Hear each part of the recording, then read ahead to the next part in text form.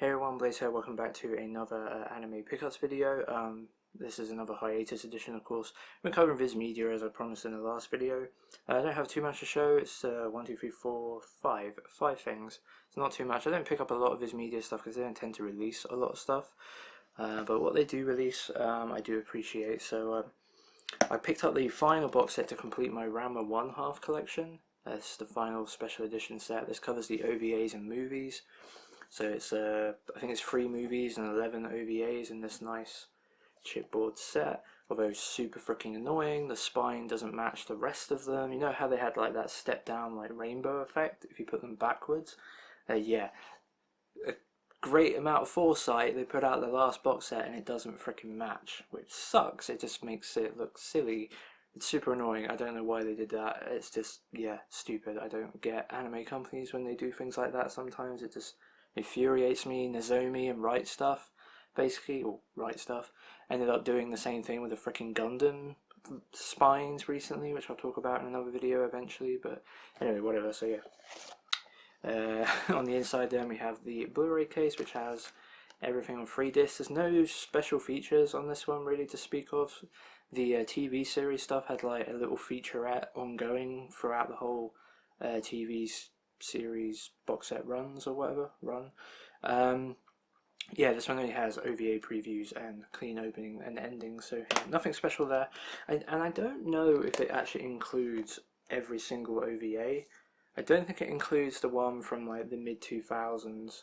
They did a couple of like Takahashi TV specials. They did one for Ranma and Urusei Yatsura, maybe Inuyasha, I can't remember.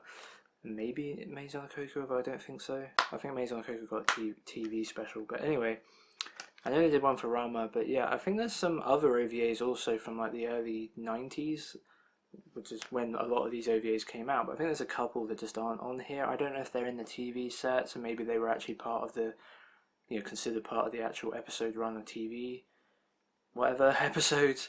But yeah, I know there's, at least when I was looking it up on like Anime Planet and stuff, there seemed to be more OVAs than just the 11 that are on this set.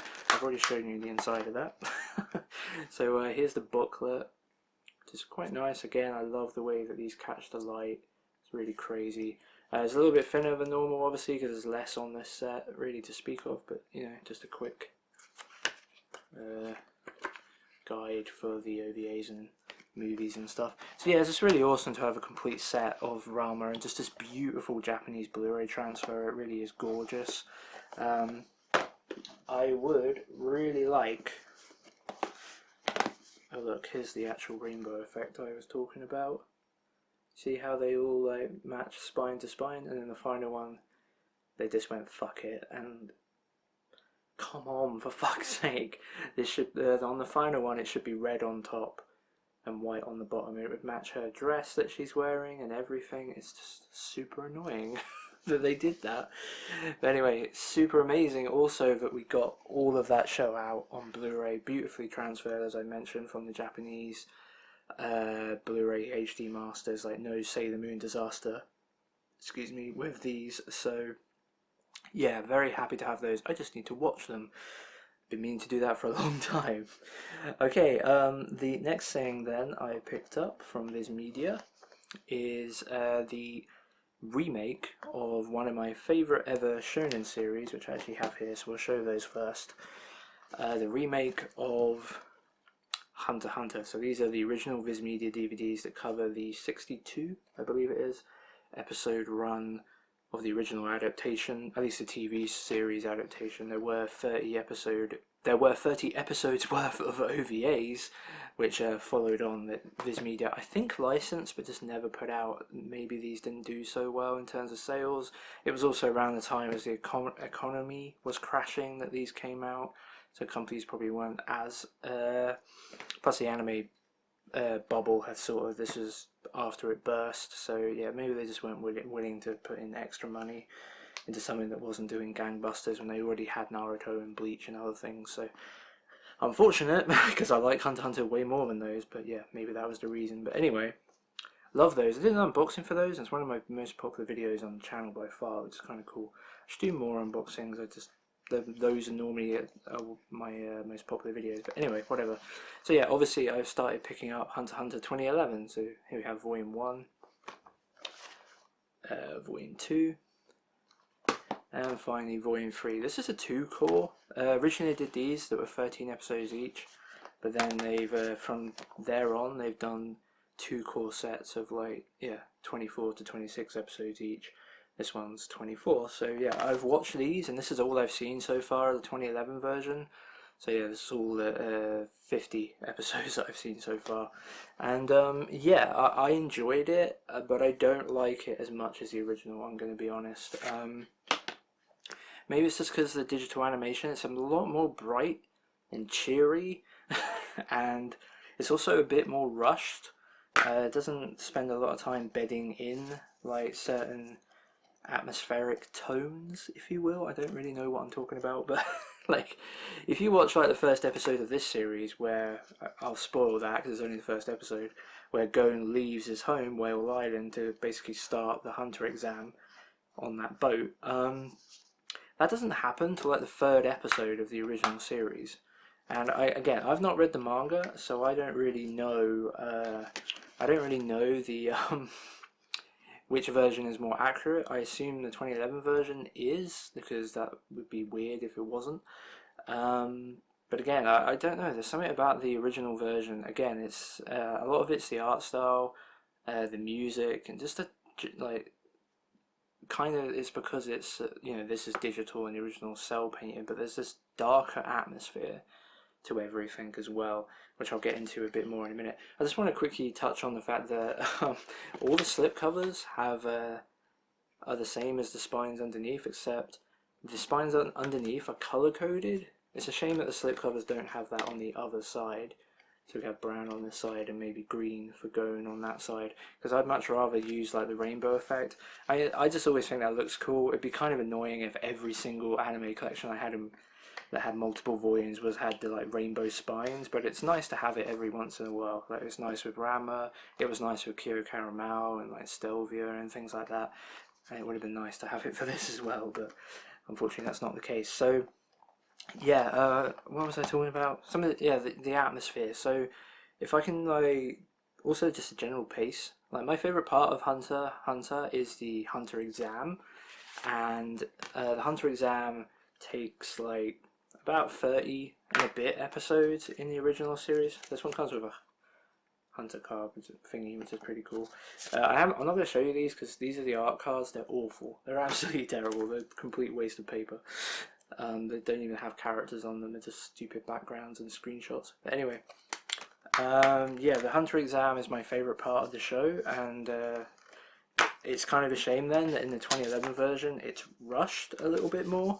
It's also due to the fact that there's an extra exam in the original series, which is actually filler, but it's actually one of my favourite parts of the original exam because it's basically Water 7 in One Piece, if you know what happens there. It's basically the same thing. It's only 3 episodes. It's actually really, really good. It's one of the best bits of filler I've ever seen because, yeah, I was just like super engrossed, and that slipcover is not going back on right now. So, yeah, final set. So, yeah, again, music, atmosphere, darker tone of the original, because that's, for example, so I'm trying to, I've got so many ideas going around my head right now, it's really hard to concentrate, but for example then, the end of the Hunter exam, which I won't go into a huge amount of details, I'll just say where it takes place, because that's the comparison I want to make. The end of the Hunter exam in this series, the 2011 version, takes place in this large, brightly lit room with basically just cream coloured walls. And yeah, there's some dark shit that goes down in the final exam, the final Hunter exam. And yeah, like I said, it like juxtaposes in this really weird way, like some of the events that occur in that, while they're in this brightly lit room with all that the bright art that this series has. It kind of looks very Pokemon-like to me, this series, in terms of the style of animation. But when you go back to the original series, the this version, the end of the Hunter exam takes place in this like mansion, but it's like in this dark, like almost Victorian-esque hall, and it's all like wood and like dark wood on the walls and like dark flooring, like dark coloured flooring. It takes place at like sunset, so you got the sun like beaming down through the room, and it's like everything's slightly dark tinged, and it just matches better, and it's a really good way of describing the differences between the original series and the newer version. I feel like the newer version is just more, I don't want to say family friendly, because they both tell the same story, they both have the same events, the dark events that occur in this do occur in this. It's just the actual general atmosphere and tone and style is different. And yeah, again, it could just be nostalgia. You know, I love the original. I've seen this twice. It's one of my favorite ever shonen series. So yeah, I'm always going to prefer this version, I guess. But yeah, I prefer it for specific reasons as well, beyond just seeing this one first. But I have enjoyed what I've watched of the new one, and I'm looking forward to going past stuff that I've never seen, like getting new parts of the story, because beyond the TV series of the original, there was 30 episodes of OVAs that went to the end of the that weird card game thing they do. I can't remember what it's called, but that arc, which I hate. I thought it was really lame, and that's the next part of this, which is kind of half the reason I haven't bought it yet, because the next arc is like 25 episodes of something I think is really dumb. The Greed Island arc, that's what it was called. Yeah, I really don't like the Greed Island arc. I think it was really stupid. It just felt like a completely different show to what we've been watching prior to that. So I'm not looking forward to that. But I'm looking forward to all the stuff after that. So yeah, I'm going to get to that eventually. That stuff is actually out now, I think. I think Volume 5 is out now, which goes past that. And obviously there's some movies I want to watch as well, especially the one that's just about Kurapika, I think. It's just about Kurapika. I'm looking forward to watching that because I do like Kurapika. But yeah, yeah, if you really like the 2011 version, I mean, those 1999 versions on DVD are really hard to track down, but if you can watch it by other means, I highly recommend doing so. It's really cool, the music's really good, and yeah, for me it's just a better show. It's just better paced, better animated, well, not better animated, but preferable to my taste, I guess, and also, yeah, like, better music, better atmosphere, whatever. Talked about that in a bit of a weird way, like a bit here, there, and everywhere, but whatever. I'm not filming this again because it's like the fucking 10th time I tried to film this bloody pickups video. So anyway, the final thing then I'm going to be talking about isn't anime at all. It's obviously made in America, but you know, it's so much like anime that, you know, it's even on Anime Planet. It's not on my anime list. They take more of a stricter stance. But yeah, Castlevania season 1. So it's the first 4 episodes that make up season 1. It's basically an OVA in that sense, in my opinion. But yeah, obviously season 2 has been out as well, and I'm hoping we'll probably get that sometime next year. I look forward to that because, yeah, I watched this back in January of last year, so January 2018, and then I rewatched it again when the second season came out. I marathoned both season 1 and season 2 in a day because I loved this. I have not really ever played any of the Castlevania video games. I have no real love for that franchise, really. Appreciate it, respect it, looks cool, or has always looked cool, I've just never played them. But man, I loved this. It was just so well done, and it makes me really happy that we're getting something that of anime quality coming out in the US, because so often animation in the US is basically kid-friendly stuff or Family Guy adult humor stuff. There's no like stuff in between. Like occasionally we get something, but this is what the West is capable of. I mean, you've got all like the DC animated stuff, I guess, and things like that. But again, a lot of that is meant to be more kid friendly, and when it's not, it's just like single movies. I don't know. And again, I like the comic book heroes. I'm getting slightly more into them in time, you know, over the years. But at the same time, I love seeing stuff like this more. I want more stuff like this. This was made by Frederator Studios. I think it's written by Warren Ellis, who I think that's his name, who's like a pretty prolific like comic book writer, I believe. But yeah, so good. This is so good. It basically, it tells a story of like Dracula who basically befriends this young lady who wants to learn from him because he has all like this futuristic-esque science knowledge because most of the world is basically run by the church. So she wants to learn from him and put his teachings throughout the world, so people can get healing and stuff. And he ends up befriending her, marrying her, and this all happens very early, like the first like 10 minutes. So I'm not spoiling anything major. Um, and then she ends up getting caught by the church as like a witch for heresy or whatever. I don't even know what heresy really. I have no idea. She gets burnt at the stake for being a witch, and she's like screaming on the stake, forgive the humans, because she knows that Dracula is going to lose his fucking shit, and he does, and it's awesome. And then the story is basically the land is being basically destroyed by Dracula's minions, if you will, from hell. And the story follows Trevor Belmont, part of the Belmont family of vampire hunters and monster hunters. And it's his story of like discovering what's going on, and he ends up meeting another character who's famous from this series, which I won't spoil. But it's super cool. This is only obviously the first chapter, if you will, and then the second season brings pretty much the main thread to a close, and then there's actually going to be a season 3 next year, which I'm really looking forward to. Curious what season 3 is going to be like though, given where the second season ended. But yeah, this is a really nice release from Viz. Comes in nice foil slipcover, looks really beautiful, and I just highly recommend this. I mean, it's on Netflix. I imagine most of you are subscribed to Netflix. If you've somehow not watched this yet, you really owe it to yourself to do so. It's incredible. I absolutely adored Castlevania. And I'm super looking forward to what the next thing that the studio's doing. They're going to be doing an adaptation of Devil May Cry, which is another video game series that I've always had great respect for, appreciated, but not really ever played. And again, it's a similar tone and style, kinda, to Castlevania, like similar story elements, demon hunters and all that sort of stuff.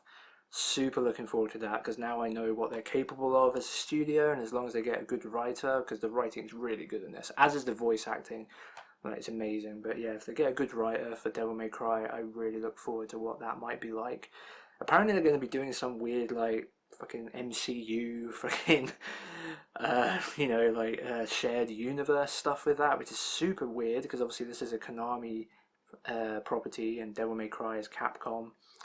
I don't really know how that's going to work out, though I'm curious about it. It's an interesting idea, though I hope it doesn't spoil it. Like I hope they have a very good idea for that, because if it's sort of like, oh, shared universes are popular right now, we should do it too, and they clash these properties together for no reason.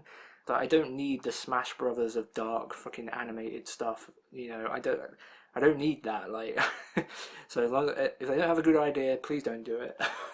But apparently that's the rumor that they're going to be doing that. Anyway, whatever. One final thing I should say, actually, I don't know if the people behind this were the people that worked on what I'm about to talk about, but I really need to see that 2011 Thundercats series, because I saw like the first like 5 minutes of it, and it's a similar thing where it's like basically American animation, but in the style of anime in a way, in the sense like they're taking like this property and making it, not kiddie and not just stupid adult humor. It's like a proper TV show, but it's just animated. And yeah, we need more of that. Hopefully Netflix will make that happen, since this was a huge success, obviously. So yeah, finally done this pickup video. Holy crap, I literally have tried to film this multiple times, and for some reason it just never worked out. But anyway, whatever. I'm going to end it now. I'm going to end it so I don't have to worry about having to do this again. So yeah, I'm Blaze. Thanks for watching. There'll be another pickup video soon, but I don't know what it's going to be right now. Let's end this video and get it on YouTube. Just about to start filming, and I got a visitor who's decided to start munching right next to me. He does it all the time. Every single time I want to start doing something, if he notices everything's quiet, just before I start filming, everything's quiet, he'll come in and decide he wants to eat something.